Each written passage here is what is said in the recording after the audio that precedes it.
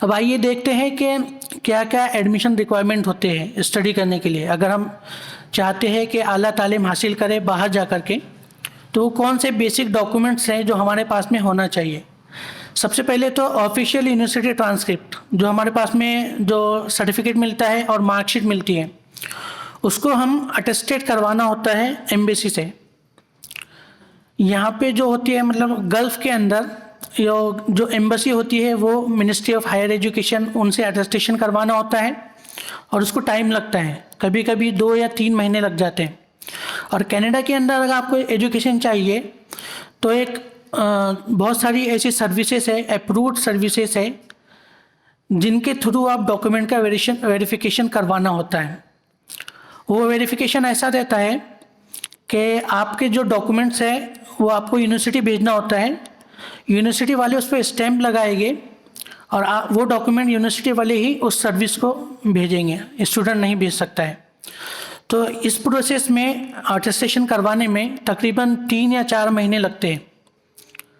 तो इस बात को मद्देनज़र रखिए कि अगर आपको जॉब करनी या पढ़ाई के लिए बाहर जाना है तो सबसे पहले अपने डॉक्यूमेंट्स का अटेस्टेशन करवा के ज़रूर रखिए, क्योंकि इसके अंदर वक्त ज़्यादा खर्च होता है। दूसरी जो अहम चीज़ है वो है आपका CV। हमारे अंदर तलबा के अंदर ये रुझान नहीं होता है कि वो अपना CV बना के रखें, उन्होंने क्या क्या एजुकेशन तालीम हासिल की है, उनके अंदर कौन कौन से स्किल्स है, कौन कौन सी सलाहियतें हैं, उन्होंने कौन कौन सी कम्युनिकेशन स्किल्स में महारत हासिल की है। तो वो जो डॉक्यूमेंट होता है उसे रिज्यूमे या CV कहा जाता है। तो हमें चाहिए कि हम उसे अपडेट करके रखें, और जब भी हम किसी भी जॉब के लिए या कोर्स के लिए अप्लाई कर रहे हैं तो उसके हिसाब से उसे अपडेट करते रहें और उसका नया वर्जन बना के रखते रहें, ताकि जब ज़रूरत पड़े तो हम उसको आसानी से फॉरवर्ड कर सकें। तीसरी जो अहम चीज़ है स्टेटमेंट ऑफ पर्पस, यानी एक लेटर होता है जिसमें आपको ये बताना होता है कि आपका पर्पस क्या है, आपके अंदर आप चाहते क्या हो, आपके क्या क्या इरादे हैं, आप ये कोर्स करने के बाद में क्या करना चाहते हो, क्या बनना चाहते हो, आप सोसाइटी को किस तरीके से फ़ायदा दोगे कोर्स हासिल करने के बाद में। तो आपको ये एक लेटर लिखना होता है, स्टेटमेंट ऑफ पर्पस। तो ये भी आपको चाहिए कि आप पहले इसकी प्रैक्टिस करें, क्योंकि बहुत सारी यूनिवर्सिटी इसी पर डिसाइड करती है कि ये बच्चा किस काबिल है, मतलब इसके रुझानात क्या है, ये क्या करना चाहता है, और ये अगर यहाँ से तालीम हासिल करेगा तो इससे सोसाइटी को फ़ायदा होगा या नहीं होगा। तो बाहर की यूनिवर्सिटी है वो इस चीज़ पर ज़्यादा अहमियत देती है। तो हमें चाहिए कि हम इसको पहले ही से प्रिपेयर करें, और इसके लिए हमें बहुत सारी मेहनत की ज़रूरत है। ये 1 दिन 2 दिन 3 दिन का काम नहीं है, बल्कि आपको कंटिन्यूसली इस पर मेहनत करनी है। उसके बाद ये आप इस पर महारत हासिल करते हैं, एक बेहतरीन स्टेटमेंट ऑफ पर्पस का लेटर बना सकते हो। चौथी जो अहम चीज़ है वो आपको लेटर ऑफ रिकमेंडेशन लगते हैं, यानी कि जो भी असातिज़ा ने आपको या जो भी एम्प्लॉयर ने आपको पहले पढ़ाया है या जहाँ पे आपने काम किया है, तो उन प्रोफेसर से या उन उस्ताद से आप तस्दीकनामा या रिकमेंडेशन लेटर्स ज़रूर ले करके रखें, या उन्हें बता दें कि अगर हमें ज़रूरत पड़ेगी तो आप फ़ौरन से लिख करके दे देना। क्योंकि बहुत सारी यूनिवर्सिटीज़ ये कहती है कि आप हमें उनका कॉन्टेक्ट इन्फॉर्मेशन दे दो, प्रोफेसर्स का, आपके जो रेफरीज़ हैं उनका, और वो डायरेक्टली उनको कांटेक्ट करते हैं ईमेल के ज़रिए से, फिर वो डायरेक्टली उनको लेटर भेजते हैं। तो यहाँ पे ये चीज़ मद्देनज़र रखनी है कि आप जो भी ताल्लुकात रख रहे हैं अपने असातिज़ा से वो अच्छे हो। अगर आपने उनके साथ में कुछ गलत अच्छे ताल्लुकात नहीं रखे तो वो आपको अच्छा लेटर ऑफ रिकमेंडेशन नहीं देगा, आपकी अच्छाइयों को उजागर नहीं करेगा, बल्कि आपकी बुराइयाँ उसके अंदर बताएगा। तो उससे आपके चांसेस कम हो जाएंगे एडमिशन में और इंटरव्यू के लिए भी और जॉब के लिए भी। चौथी जो अहम चीज़ है जिससे हमारे नौजवान घबराते हैं और बहुत ज़्यादा घबराते हैं, और ये ज़रूरी है, वो ये है कि आपको इंग्लिश ये साबित करना है कि आपको इंग्लिश आती है। तो उसके लिए एग्ज़ाम होता है जिसे हम टॉयफल या IELTS कहते हैं, और ये एग्ज़ाम थोड़ा टफ होता है हमारे नौजवानों के लिए, खुसूसन मुसलमानों के लिए, क्योंकि इंग्लिश का मसला होता है।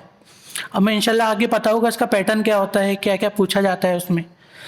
तो इसकी हमको अभी से तैयारी करनी है। ये एग्ज़ाम क्लियर करने के बिना आप इंडिया से बाहर जा ही नहीं सकते हो। अगर आपको इंडिया से बाहर जाना है तो आपको कोई ना कोई एग्ज़ाम ऐसा क्लियर करना है जिससे ये साबित हो सके आपको इंग्लिश आती है। तो आपको इसका रिजल्ट लगेगा TOEFL का, test of English as a foreign language, या IELTS का, या फिर कुछ यूनिवर्सिटीज़ है जो GRE भी मांगती हैं, GRE ग्रेजुएट रिसर्च एग्जामिनेशन, लेकिन वो बहुत ज़्यादा अहमियत नहीं रखता है। लेकिन सबसे ज़्यादा अहम है IELTS और TOEFL एग्ज़ाम का पास करना। TOEFL, ये जो IELTS एग्ज़ाम है, ये यूजुअली 2 टाइप का होता है। पहली टाइप जो एकेडमिक राइटिंग है ना, यानी कि अगर आपको आला तालीम हासिल करने के लिए बाहर जाना है तो आपको एकेडमिक मॉड्यूल देना होगा IELTS का, और उसके अंदर 3 सेक्शन रहते हैं। एक रीडिंग का होता है, यानी कि आपको रीड करना है और उसके आंसर लिखना है। दूसरा लिसनिंग का होता है, आपको सुनाया जाएगा, कन्वर्सेशन सुनाया जाएगा उसके अंदर, और उसके अंदर से आपको सवालात पूछे जाएंगे कि आपने गौर से सुना है या नहीं सुना है। और तीसरा स्पीकिंग का होता है, उसके अंदर इंटरव्यूअर होता है, आपको कुछ सवालात पूछता है या कुछ टॉपिक दे देता है, उस पर आपको बोलना होता है उसके सामने 2 मिनट 3 मिनट। ये यूजुअली 15 मिनट का होता है इंटरव्यू, और ये थोड़ा हमारे लिए टफ होता है क्योंकि कम्युनिकेशन स्किल्स का प्रॉब्लम होता है। तो जब तक कि आप इसकी प्रैक्टिस नहीं करोगे बार बार, 1 बार 2 बार 3 बार, जब तक कि प्रैक्टिस नहीं करोगे, इस एग्ज़ाम को दोगे नहीं। और अल्हम्दुलिल्लाह आज हमारे पास में बहुत सारे रिसोर्सेस हैं, हमारे पास में वक्त होता है, लेकिन हम उसे यूं ही ज़ाया कर देते हैं। हमें ये नहीं तौफीक होती है कि चलिए अब हम इसकी तैयारी कर लें। अगर हमें बाहर जाना ही है, हमारे अंदर ख्वाहिश ही है, तो हम इसकी तैयारी कर लेते हैं, लेकिन हमारे पास में इसकी तौफीक नहीं होती है।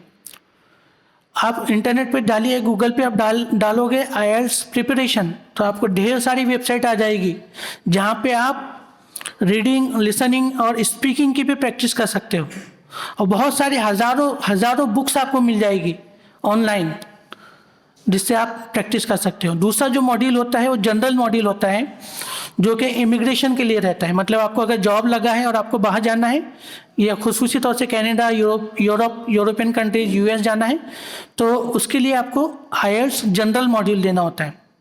जनरल मॉड्यूल में भी सेम होता है, बस उसके अंदर एकेडमिक राइटिंग नहीं होती है। एकेडमिक राइटिंग की जगह दूसरा राइटिंग पैटर्न होता है, पैटर्न अलग होता है लेकिन सेम ही होता है। अब इसका पास और फेल का क्या क्राइटेरिया है, कब आपको कहा जाएगा कि आप पास हो गए हो ये टेस्ट को, और कब कहा जाएंगे कि आप फेल हो गए हो।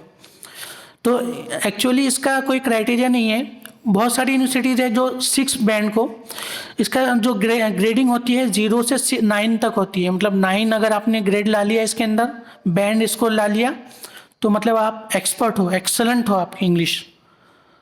और उसके नीचे 8 मतलब वेरी गुड यूज़र, उसके नीचे 7 अगर आपका बैंड आता है तो गोया कि आप गुड यूज़र है, और 6 अगर आता है तो मतलब कॉम्पिटेंट है, आप कॉम्पिटेंट यूज़र है। तो एकेडमिक के लिए यूजुअली 6, 5 या 6 भी एक्सेप्टेबल होता है, लेकिन इमिग्रेशन के लिए मिनिमम 6 या उसके अबव, 7 या उसके अबव बैंड आपको दरकार होता है।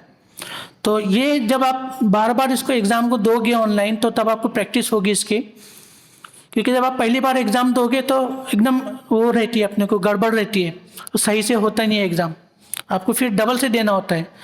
और इस एग्ज़ाम की फ़ीस भी ज़्यादा होती है, तो करीबन 14,000 रुपये इंडिया के हिसाब से एग्ज़ाम की फ़ीस, फॉर्म की फ़ीस होती है। एक बार अगर आपको देना है तो आपको 14,000 15,000 रुपये का खर्च आता है।